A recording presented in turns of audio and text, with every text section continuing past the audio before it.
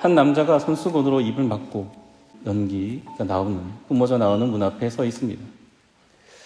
장비를 챙기던 소방관이 화들짝 놀라서 그 남자를 잡습니다. 그래도 남자는 완강합니다.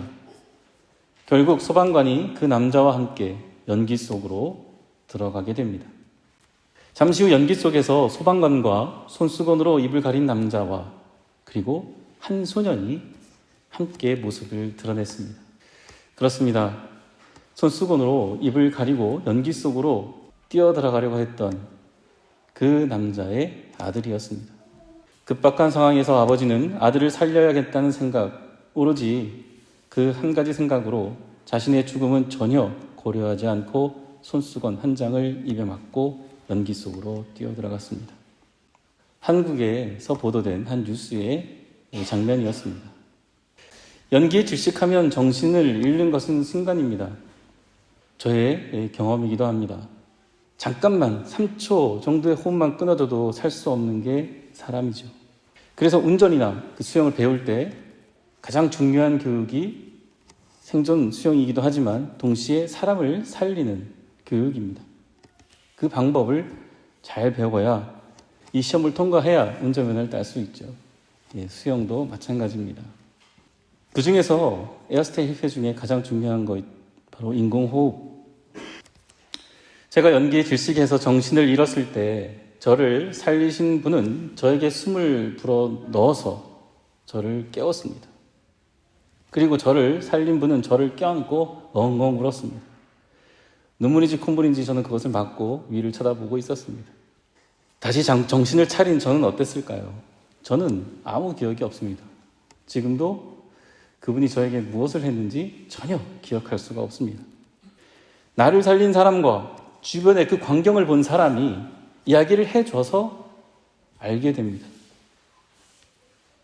저 사람이 너를 연기 속에서 끄집어냈고 저 사람이 너를 물속에서 끄집어내서 너한테 인공호흡을 해서 숨을 불어넣어서 네가 살았어. 저와 여러분은 중요한 호흡을 다시 얻게 된 사람들입니다. 나를 둘러싼 모든 상황에 묻혀서 그 속에 깊이 잠들어 있는 나에게 한 남자가 다가왔습니다.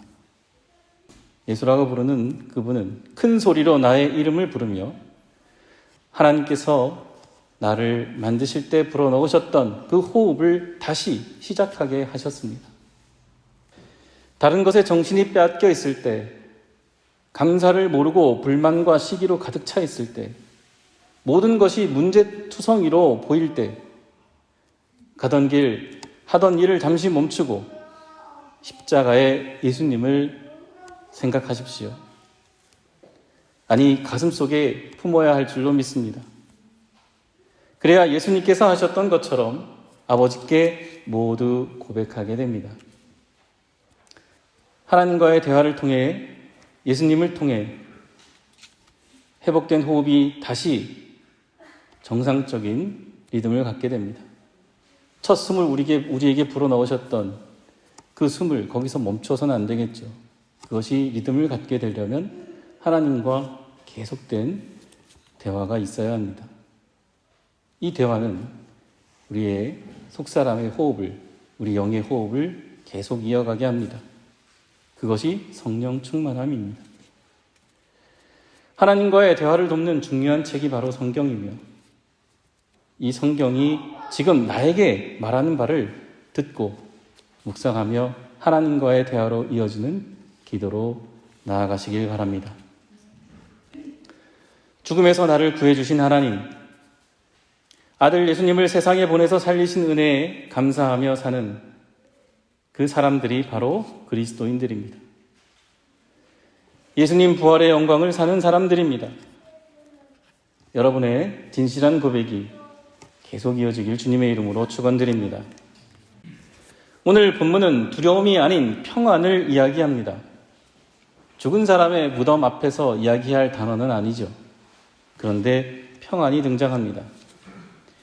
예수 그리스도를 통해 전해진 평화입니다.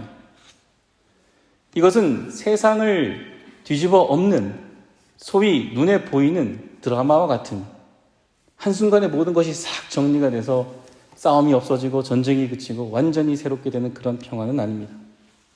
오늘 본문에 나온 평화는 그냥 일상에서 만나는 예수님께서 전해주시는 평안입니다.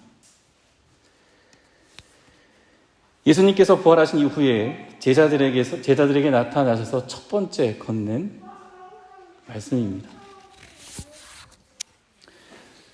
언제나 그렇듯 너와 함께 있었던 나, 예수다.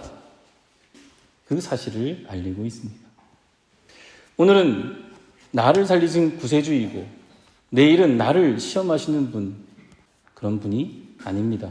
언제나 한결같이 함께 하시는 임마누엘의 주님이 바로 여러분의 구주 예수 그리스도이십니다. 마리아에게 평안을 전하신 주님께서는 사랑하는 제자들과 만날 것을 말씀하십니다. 내가 너희를 곧 만나러 갈 것이라고 전하여라.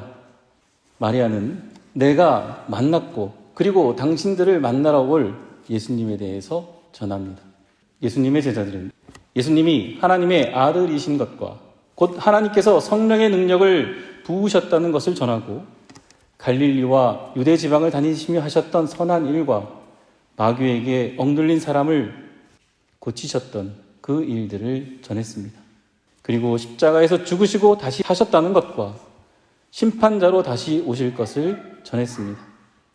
이것을 잘 요약해 놓은 설교가 바로 베드로의 설교입니다. 그러므로 이러한 메시지를 들었던 사람들은 복음, 바로 그의 이름으로 죄 사함을 얻으니 예수님을 구세주로 믿으십시오라는 선포를 듣게 되고 가슴에 품고 믿은 사람은 같은 고백을 하게 됩니다. 그러한 사람들이 모여서 예배하는 곳, 그것이 교회입니다. 우리는 성경에 기록되어 있는 제자들과 마찬가지로 또한 새로운 증인으로 여기 함께 있습니다. 예수님을 통해 새롭게 호흡하며 생명을 얻게 된 나를 옆에 있는 형제 자매가 증인이 되어 또한 증언해 줄 것입니다. 나를 살려주신 분이 기억나지 않는다고 언제 나를 살렸냐고 하지는 않아야겠죠. 그러므로 형제와 자매를 존귀하게 여기는 여러분 되시기를 바랍니다. 나를 위해 심판대에서 십자가를 통한 생명 얻었음을 같이 있음으로 이미 증명해 줄 분이 바로 옆에 있는 분들입니다. 모두가 증인으로 마지막 심판대에 꼭 출석해 주시기 바랍니다. 특별히 오늘 세례와 입교를 하게 되는 형제 자매님들을 위해 사랑과 기도를 계속 이어주시기를 바랍니다. 동시에 이들과 함께 우리도 오늘 하나님께서 주시는 성령의 세례를 받고 다시 새롭게 시작하는 존재임을 마음속에 새기는 시간 되시기 바랍니다. 믿음에는 높고 낮음도 없고 처음도 나중도 없습니다. 첫 신앙의 발걸음은 우리가 평생 잊지 않고 흉내라도 내야 할 걸음입니다. 가장 순수한 믿음이기 때문입니다. 그 처음을 언제나 기억하시기 바랍니다. 주님께서 전하신 평안의 인사, 일상에서의 인사였던 것은 제자들과 제외한 자리에서 분명하게 확인하게 됩니다. 부활하신 주님은 제자들과 함께 먹기도 하고 마시기도 하셨습니다. 자, 가서 전하여라. 내가 너희들을 만나러 가겠다. 예수님은 제자들과 다시 만나셔서 그들과 함께 식탁에 마주 앉았습니다. 그렇습니다. 예수님의 부활은 바로 오늘 여기 나와 마주하는 관계에서 일어나는 사건입니다. 예수님의 이름이 빛나게 되는 것은 예수님이 그리스도이셨던 것이 세상에 드러나는 참 그리스도인을 통해 예수님의 이름은 다시 힘을 얻게 됩니다. 그와 함께 다시 생명을 얻는 이름으로 부활하십니다. 참 그리스도인의 탄생을 알리는 하나님의 나팔 소리가 울리는 것을 듣고 찬양으로 감사하는 복된 한 주 되시길, 앞으로의 믿음의 행진 되시기를 주님의 이름으로 축원드립니다.